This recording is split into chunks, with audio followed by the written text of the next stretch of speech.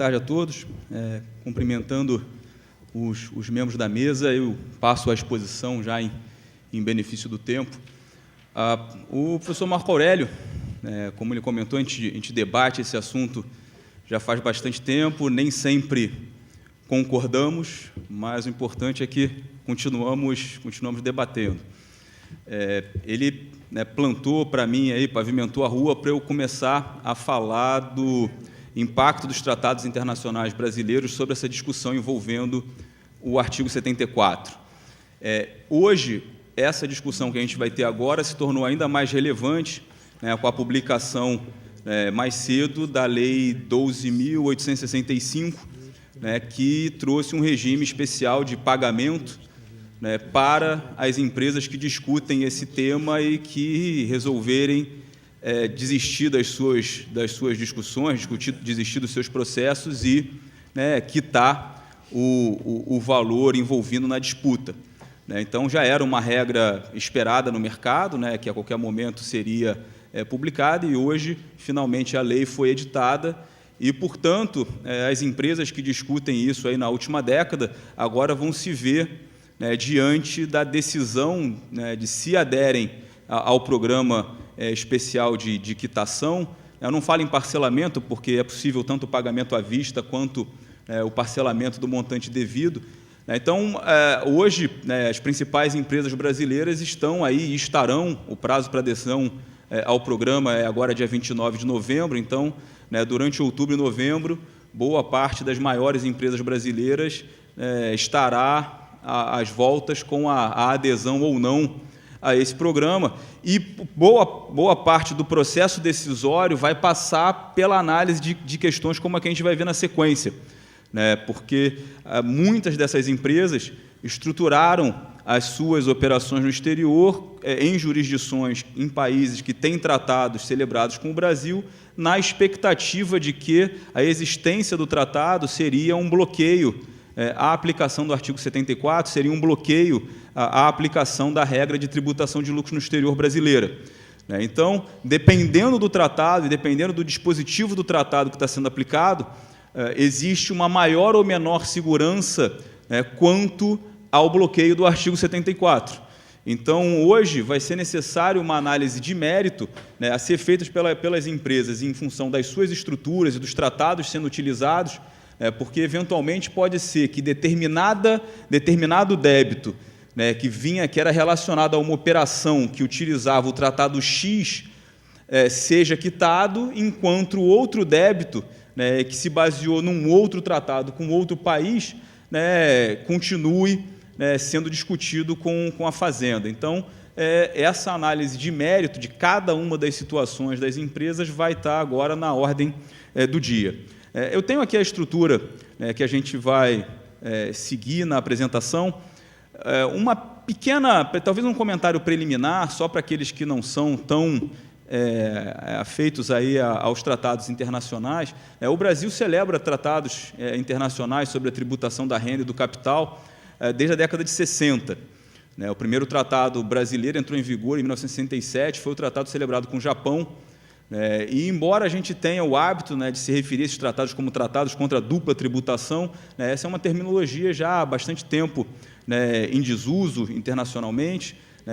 A própria OCDE hoje chama, faz referência ao seu tratado como tratado sobre a tributação da renda e do capital, pelo fato de o tratado, desses tratados, cuidarem de diversos temas que vão além da questão da dupla tributação da renda ou não. Então, o Brasil tem uma longa história de celebração de tratados internacionais tributários, como eu disse, desde a década de 60, e hoje nós temos 29 convenções em vigor. Então, com 29 países, nós temos tratados dessa natureza em vigor. Talvez as 3 maiores omissões de tratados que o Brasil não tem são os Estados Unidos, a Alemanha e o Reino Unido. Então, seriam 3 grandes parceiros comerciais brasileiros com os quais nós não temos um tratado dessa natureza.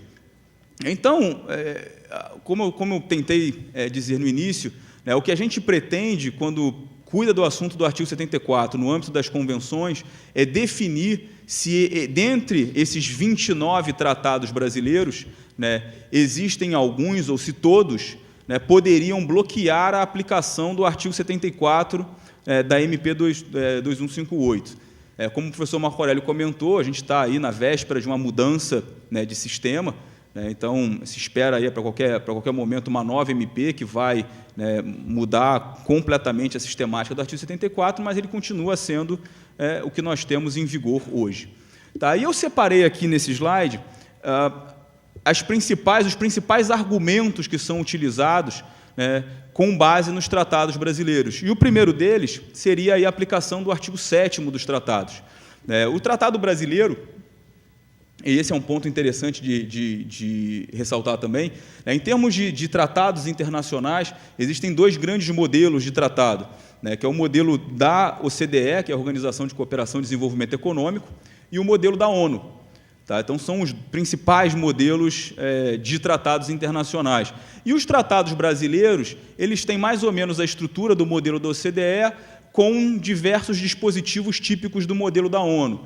Os tratados brasileiros eles acabam sendo uma espécie de mistura dos modelos da OCDE e da ONU. E o artigo 7º, que está aqui, que é o artigo de lucro das empresas, é um artigo presente em ambos os modelos e em todos os 29 tratados brasileiros. Então, todos os tratados brasileiros têm esse dispositivo de lucro das empresas. Basicamente, o que diz o artigo 7º é que o lucro de uma empresa, eu sempre gosto de botar o nome do país no texto do tratado, que fica mais fácil de a gente entender, aqui eu usei como exemplo o tratado com a África do Sul. Então, ele diz lá basicamente que o lucro de uma empresa da África do Sul só vai ser tributado na África do Sul, a não ser que a empresa da África do Sul atue no Brasil através de um estabelecimento permanente.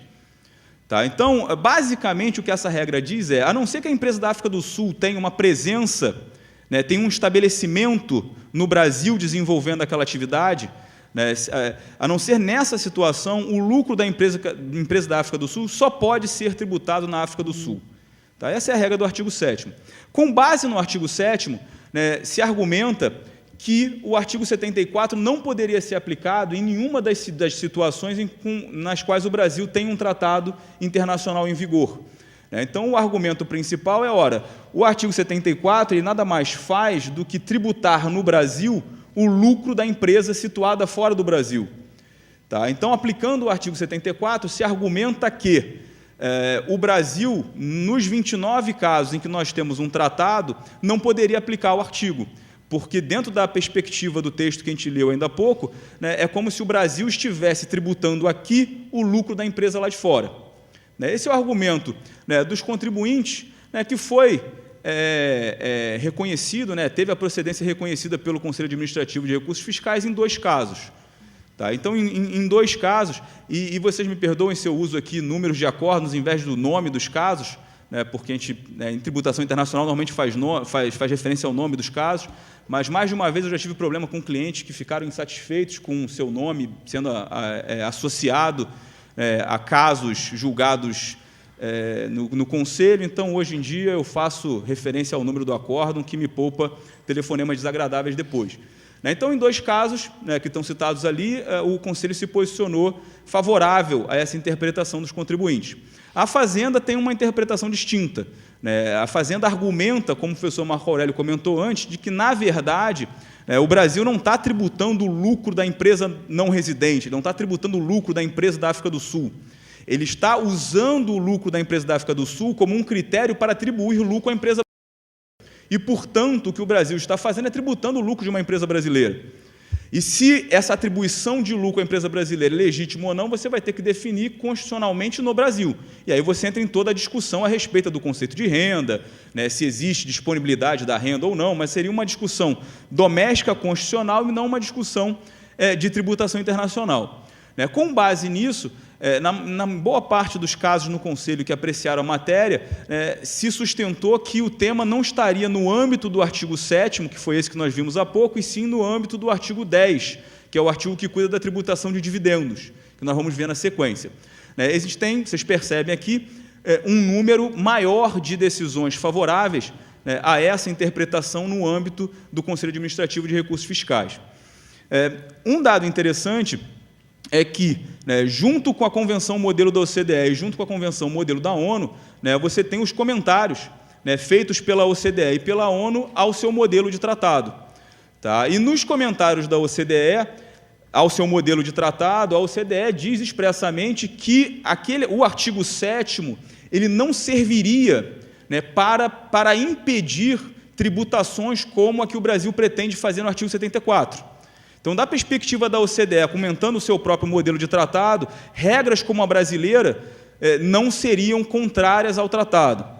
E esse argumento, com base no comentário da OCDE, vem sendo utilizado pela Fazenda. Os contribuintes contra-argumentam, baseado no que o professor Marco Aurélio falou para nós antes, a regra brasileira é muito diferente dos modelos internacionais. Os modelos internacionais são normalmente baseados na existência de abuso. Então, os modelos internacionais de transparência internacional são modelos baseados no controle de planejamentos abusivos, que não é a regra brasileira. Então, argumentam os contribuintes que, olha, esse comentário da OCDE tem que ser interpretado no contexto das regras internacionais, que são regras anti-abuso. Agora, o comentário da OCDE não seria aplicável a modelos como o brasileiro, em que você tributa o lucro gerado no exterior, independentemente da existência de abuso. E, com isso, você tem um outro comentário da OCDE, ao artigo 1º, do modelo de tratado, em que a OCDE dá a entender que, efetivamente, para ela, a típica regra de transparência internacional envolve abuso. Então, acaba fundamentando, aí, servindo um pouco de lastro para essa posição dos contribuintes. Depois do artigo 7º, a gente tem o artigo 10. O artigo 10 também está presente em todas as convenções brasileiras, que é o artigo de dividendos. Porque o professor Marco Aurélio chegou a comentar isso, você tem principalmente duas abordagens para definir o que você está tributando. Você tem uma abordagem que você diz que está tributando o próprio lucro da empresa lá de fora, e você tem uma segunda abordagem que você vai dizer que não estou tributando o lucro da empresa lá de fora, eu estou presumindo que a empresa lá de fora distribuiu o dividendo, que é a abordagem do dividendo ficto. Então, você argumenta, não é que eu estou tributando o lucro da empresa lá de fora, eu estou criando uma regra doméstica de presunção de distribuição de dividendos. E aí, há quem argumente, com base no artigo 10, que o artigo 10 só autoriza a tributação como dividendo de dividendos pagos, porque o verbo utilizado no item 1º aí do artigo 10 é pagar. Então, nessa perspectiva, argumentam os contribuintes que, se você tratar a tributação do artigo 74 como uma tributação de um dividendo fictício, de um dividendo presumido, essa tributação teria óbice no artigo 10, porque você não estaria tributando um dividendo pago. E não tem nenhuma decisão do Conselho que tenha ido nessa linha.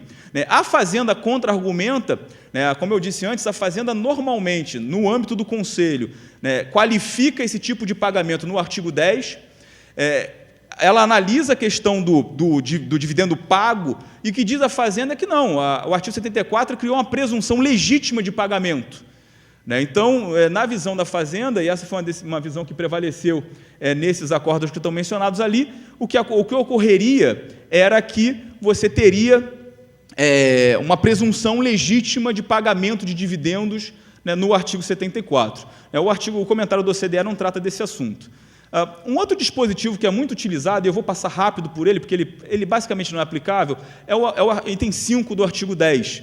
O item 5 do artigo 10, ele traz uma regra que fala que o país de fonte não pode tributar lucros não distribuídos. Então, ali o exemplo que está nesse slide é o tratado com o Equador. Basicamente, o que o artigo 10.5 diz é que, se você tiver uma empresa brasileira com um investimento no Equador, o Equador não pode tributar dividendos dessa empresa equatoriana antes que eles sejam distribuídos para o Brasil.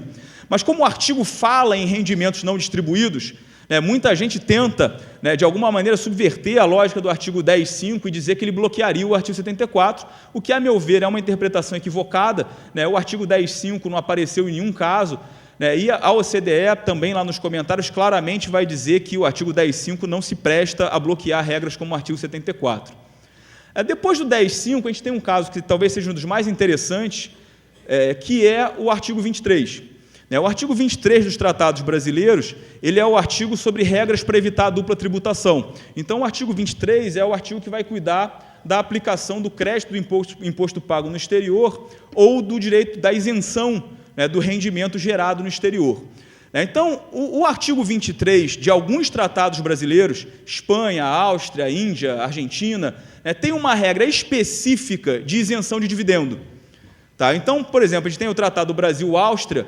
De acordo com o Tratado Brasil-Áustria, quando a empresa austríaca distribui dividendo para a empresa brasileira, esse dividendo é isento.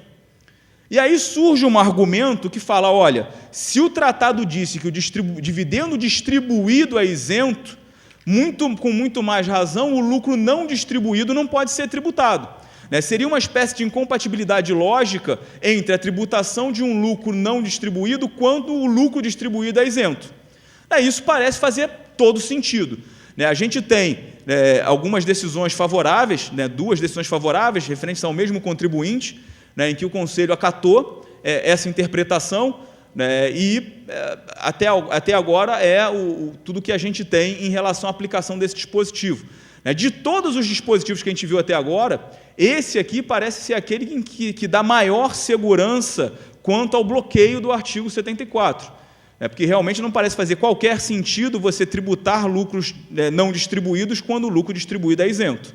Então, da perspectiva de aplicação dos tratados, esses tratados como Áustria e Espanha, que acabam sendo os mais populares, já que estruturar um investimento a partir da Índia não é tão fácil, então, esses tratados como Áustria e Espanha são os mais populares.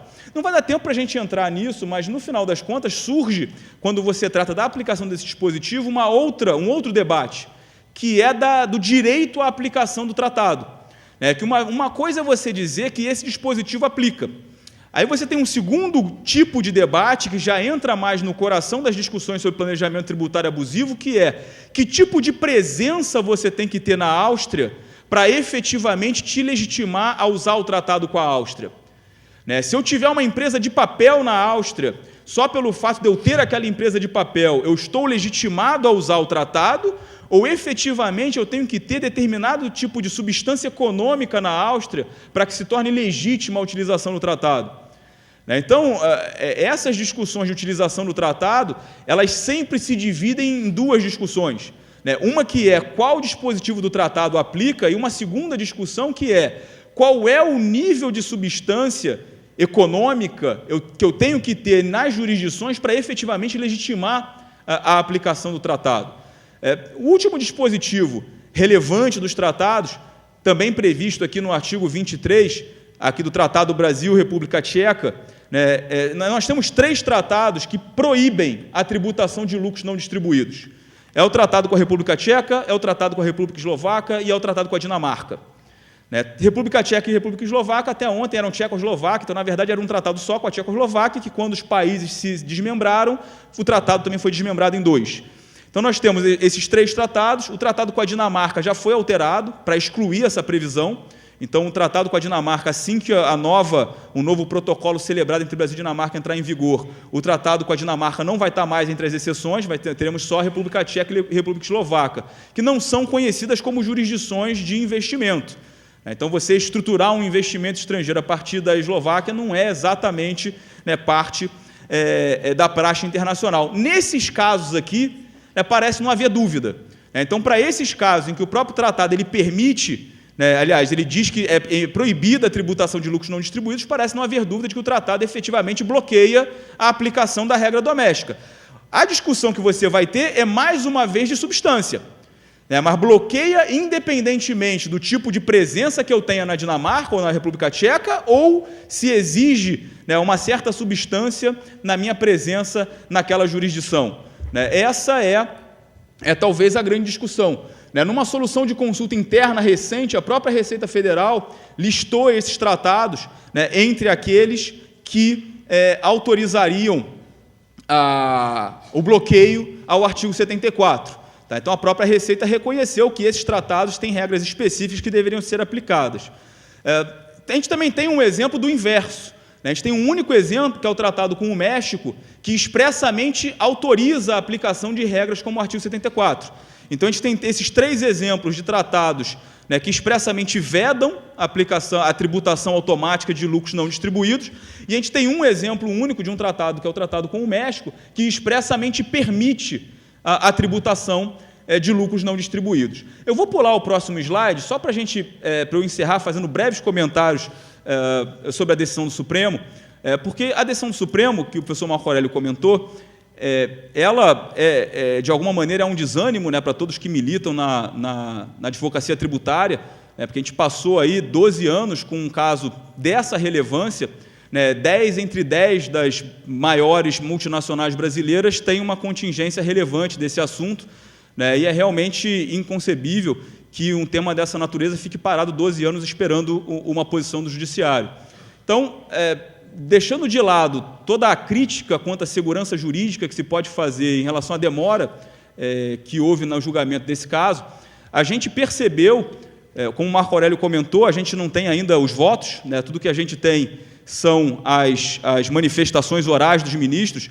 Lá no escritório, um dos nossos assessores transcreveu, ficou ouvindo aquele negócio lá no YouTube, transcreveu todas, são 55, 60 páginas de manifestações, e, em alguns momentos, os ministros namoraram com a análise dessa questão. Você tinha, num dos casos, 2 tratados envolvidos, era o tratado com a China e o tratado com a Itália, e eles namoraram com a decisão da questão. A preocupação é que ficou claro nos debates um certo despreparo para tratar da matéria. Até na própria questão de paraísos fiscais, que o professor Marco Aurélio comentou, você via claramente que os ministros não sabiam que era um paraíso fiscal. Então, havia uma confusão clara de conceitos. Vez por outra, o Uruguai, que nunca foi paraíso fiscal na legislação tributária brasileira, e ainda é um membro do Mercosul, surgia ali abaixo, não, porque o Uruguai, até que alguém chamou pela ordem, o Uruguai é aqui do Mercosul, não é um paraíso fiscal. Então, você via um certo despreparo para a análise de uma questão técnica como essa, e que, como eu tenho discutido e falado em alguns eventos, é uma matéria que não é de competência do Supremo. Não tem nenhum aspecto, de tudo que a gente falou aqui, não tem nenhum aspecto constitucional. O que a gente está discutindo aqui é a interpretação do tratado, é uma matéria tipicamente de competência do STJ. Sempre que eu falo isso, surge algum advogado que fala assim, mas você prefere o STJ? Eu não prefiro o STJ nem o STF, é uma questão de competência constitucional. Porque os advogados sustentam, têm uma impressão de que o Supremo seria mais qualificado para analisar do que o STJ. Mas não é uma questão de escolha de jurisdição, é a questão de quem tem a jurisdição para analisar a matéria, que me parece ser o STJ. Essa questão ela acaba subindo para o Supremo, vez por outra, por conta do artigo 98 do Código Tributário Nacional, que é uma regra que exatamente não tem tempo algum para a gente tratar, mas é aquele dispositivo que estabelece que os tratados tributários são superiores hierarquicamente à legislação doméstica. Se usa isso como um trampolim para a matéria chegar no Supremo. O artigo 98, a meu ver, não tem também nenhum papel na discussão de nada do que a gente viu aqui. Em nenhum momento, em nenhum dos casos, a gente está dizendo que a legislação doméstica vale mais ou menos que a legislação do que os tratados internacionais. O que a gente está discutindo aqui é qual artigo do tratado se aplica. Então, não é uma discussão de conflito entre a legislação doméstica e o tratado internacional. É uma discussão quanto à interpretação correta do tratado internacional. Então, salvo nos casos, e virou mexeu acontece, em que a Procuradoria da Fazenda argumenta que a lei brasileira revogou o tratado, que é um absurdo, mas a Procuradoria da Fazenda muitas vezes faz isso, e aí efetivamente você entraria para esse campo. Então, salvo uma patologia dessa natureza, em princípio, a matéria não tem nenhuma interseção constitucional. É uma questão de interpretação da Convenção, se o artigo 7º aplica ou não, o 10 aplica ou não, o 23 aplica. Então, não é uma discussão constitucional, é uma discussão infraconstitucional relacionada à interpretação dos tratados internacionais. A gente hoje não sabe como a matéria vai caminhar, principalmente em função desse refis, porque, dependendo da adesão, pode ser que a matéria nem suba para o Supremo de novo. Se as empresas, de alguma maneira, abraçarem o refis e quitarem tudo, o litígio vai sair aí da pauta dos tribunais e a gente vai ficar sem saber qual seria a decisão final. No caso em que se discutia tratados, o Supremo tomou uma decisão salomônica de que, como a segunda instância não tinha se manifestado sobre o assunto, ela deveria se manifestar e mandou de volta o processo para o TRF. Então, estamos agora no aguardo de como o TRF vai se manifestar e se a matéria voltará ou não, em algum momento, à pauta do Supremo Tribunal Federal. Eu queria agradecer demais o convite para participar desse evento, a atenção de vocês, e qualquer coisa estamos à disposição para tirar dúvidas. Obrigado.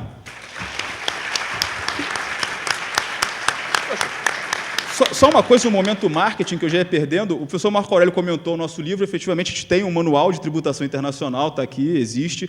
E para aqueles que não militam tanto com a área e que gostariam de ter, né, uma visão introdutória, é um manual, então não é um livro profundo sobre temas de tributação internacional. A ideia é exatamente possibilitar, né, que aquele que ainda não tem uma visão sobre a matéria, às vezes não milita com a matéria no dia a dia, possa, né, se introduzir ao tema e ter uma introdução qualificada a esses temas como que a gente está discutindo aqui agora. Obrigado.